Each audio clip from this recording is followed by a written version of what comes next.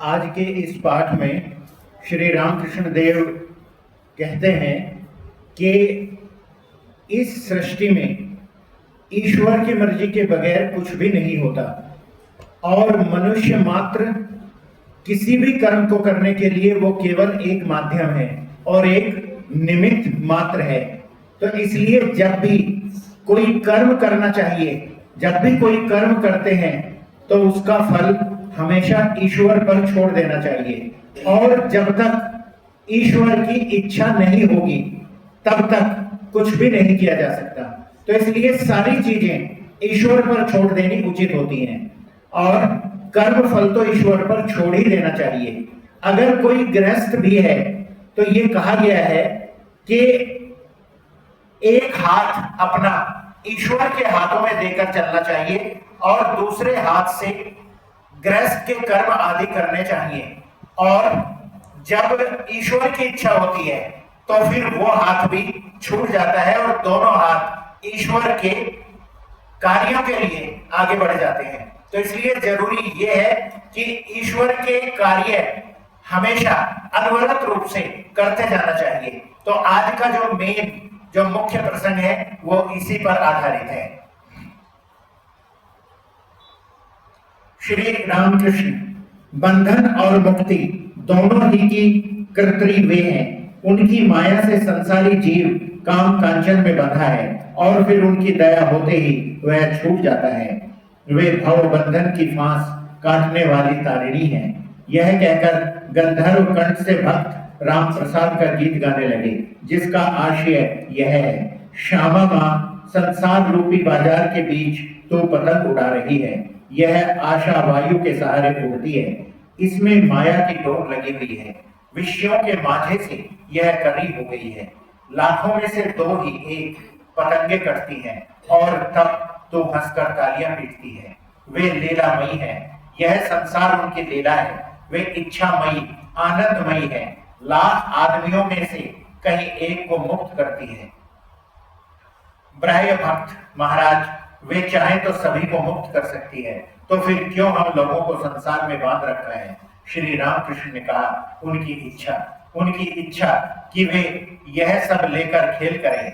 छुई छुअल खेलने वाले सभी लड़के अगर ढाई को दौड़कर छू लें तो खेल ही बंद हो जाए, और यदि सभी छू लें तो ढाई नाराज भी होती है। खेल चलता है तो ढाई खुश रहती है।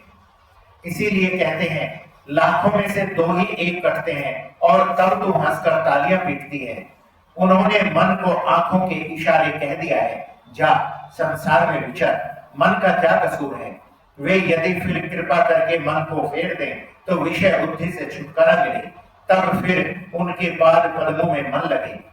श्री रामकृष्ण संसारियों के भाव में मां के प्रति अभिमान करके गाने लगे, मैं यह खेद करता हूं कि तुम जैसी मां के रहते मेरे जागते हुए भी घर में चोरी हो। मन में होता है कि तुम्हारा नाम लो, परंतु समय टल जाता है।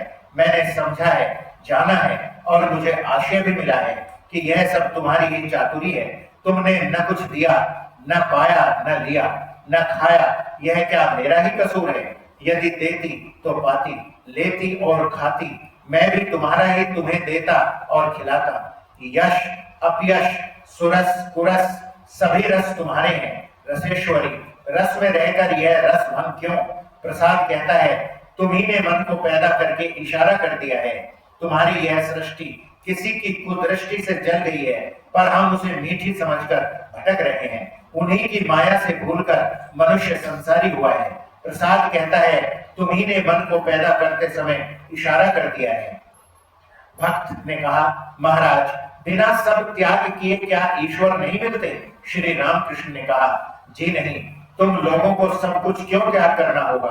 तुम लोग तो बड़े अच्छे हो, इधर भी हो और उधर भी, आधा खांड और आधा शिरा, बड़े आनंद में हो, नक्श का खेल जानते हो। मैं ज्यादा काट कर जल गया हूँ, तुम लोग बड़े सयाने हो, कोई 10 में हो, कोई 6 में, कोई 5 में, तुमने ज्यादा नहीं काटा, इसलिए मेरी तरह जल नहीं गई। खेल चल रहा है, ये तो अच्छा है। सच कहता हूँ, तुम लोग गृहस्थी में हो, इसमें कोई भी दोष नहीं, पर मन ईश्वर की ओर रखना चाहिए, नहीं तो न होगा। एक हाथ से काम करो और एक हाथ से ईश्वर को पकड़े रहो। काम खत्म हो जाने पर दोनों हाथों से ईश्वर को पकड़ लेना। सब कुछ मन पर निर्भर है, मन ही से बद्ध है और मन ही से मुक्त। मन पर जो रंग चढ़ाओगे उसी से वह रंग जाएगा।